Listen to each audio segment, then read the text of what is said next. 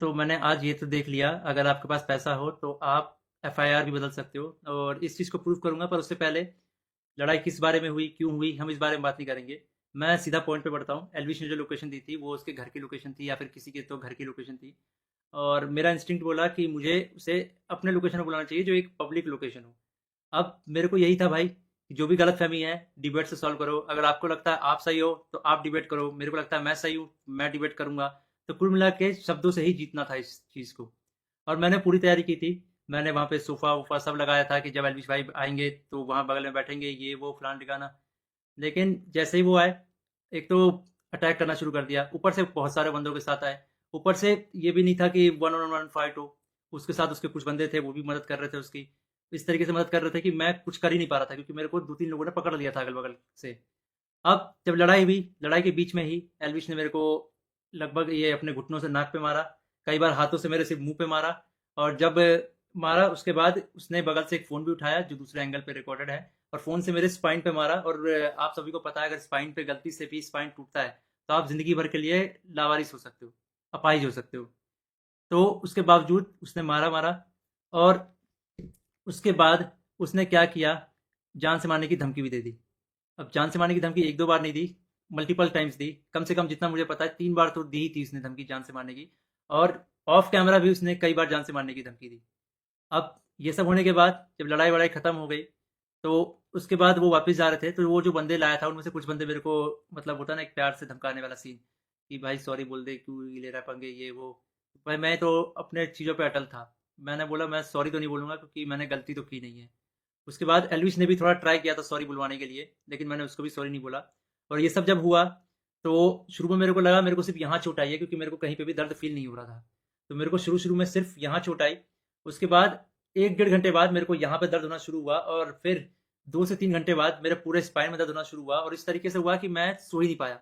सुबह 4 बजे मैंने सोने का ट्राई किया था, मैं दोस्त के घर साकेत गया हुआ था। मैंने सोने का ट्राई किया, अनफॉर्चुनेटली मैं दर्द से सो ही नहीं पाया। उसके बाद हम जब दर्द हो रहा था तो हम गए वहाँ पे मैक्स हॉस्पिटल साकेत के, मेडिकल निकलवाने। तो उन्होंने मना कर दिया, विदाउट एफआईआर नहीं होगा। तो मेरा यही था, मेरा दिमाग शॉक में था, एफआईआर हमने की नहीं थी। फिर हमने डिसाइड किया कि दोपहर के 12 बजे के आसपास हम एफआईआर करेंगे लॉन्च, और उसके बाद मेडिकल करवा लेंगे पुलिस की मदद से ही। तो हम गए एफआईआर करने। अब जब एफआईआर करने गए, तो हमने पूरा बता दिया कि भाई ये सेक्शन लगाना है, अटेम्प्ट टू मर्डर है, साफ साफ दिख रहा है। तो वो जो एसएचओ थे उन्होंने बहुत अच्छे से बात की। उसके बाद एसएचओ अपने इंस्पेक्टर के फ़ोन में कॉल करते हैं, बोलते हैं कि पूरा इसको ना पब्लिक मत करना, गुप्त तरीके से रखना, हम लोग गुप्त तरीके से लड़ेंगे। मेरे को तभी डाउट था कि एफआईआर को दबाने की कोशिश की जाएगी। और वही हुआ। अभी मैंने एक आर्टिकल पढ़ा जिसमें एल्विश के ऊपर एक भी वो सेक्शन नहीं लगा जो मैंने एफआईआर में लिखवाई थी। अटेम्प्ट टू मर्डर का एक भी सेक्शन नहीं है उसमें। तो कुल मिला के मैं क्या समझूं, अगर आपके पास पैसा हो तो आप एफआईआर भी बदल सकते हो। मतलब हरियाणा में इस तरीके से गुंडागर्दी चल रही है कि एक बंदा आता है, मारता है और उसके खिलाफ कोई एक्शन नहीं होता, उसको पुलिस पकड़ के लेके नहीं जाती। यहाँ पे इस बात को 24 घंटे हो चुके हैं, और वो बंदा अभी हंस रहा होगा कि उसको कोई पकड़ के नहीं ले गया, उसको फर्क ही नहीं पड़ा होगा।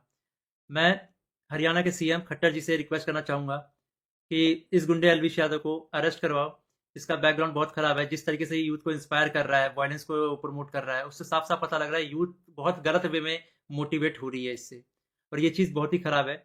तो खट्टर जी, मैं इंडिया के कानून पे बहुत भरोसा करता हूँ, लेकिन अगर यहाँ पे नाइंसाफ़ी हुई तो एक तरीके से बहुत सारे लोगों को ये तो समझ में आ जाएगा कि इंडिया का कानून सिर्फ गरीबों के लिए बना है, अमीरों के लिए नहीं बना है। तो मैं नहीं चाहता कि ये कानून भी, ये एफआईआर भी दब जाए। और साफ साफ पता लग रहा है दबाने की कोशिश की जा रही है इस एफआईआर को। अगर ये एफआईआर दबता है तो ये इंडिया के कानून की हार है। मैं आप लोगों से रिक्वेस्ट करूंगा, गुरुग्राम पुलिस को और खट्टर जी को इस ट्वीट में टैग करो, और उन पे उनको रिक्वेस्ट करो कि एलविश यादव को जितनी जल्दी हो सके, इस गुंडे को जितनी जल्दी हो सके अरेस्ट करा जाए। क्योंकि अगर कोई भी ऐसे मार के निकल जाएगा और फिर अपने स्टोरी में डालेगा कि भाई वर्क डन, तो खुल्लम खुल्ला यही है कि वो वायलेंस को प्रमोट कर रहा है, और उसको पता है कि उसका कोई कुछ नहीं बिगाड़ सकता। तो एक तरीके से ये इंडिया के कानून की हार है। तो अभी जो मैं एफआईआर लिखवा के आया था, मुझे उसकी कॉपी भी नहीं मिली, और मुझे लगता है मिलेगी भी नहीं। बोला तो वैसे सुबह मिल जाएगी, लेकिन आई डोंट थिंक सो, क्योंकि आर्टिकल में साफ साफ दिख रहा है कि एफआईआर के जो सेक्शन है वो बहुत अलग किए गए हैं। तो इंडिया के कानून का मजाक ना बने, तो आप लोगों से एक आखिरी बार रिक्वेस्ट है, सीएम खट्टर जी को गुरुग्राम पुलिस के ऊपर टैग से टैग किया जाए, ताकि ये मामले को वो लोग सीरियसली ले।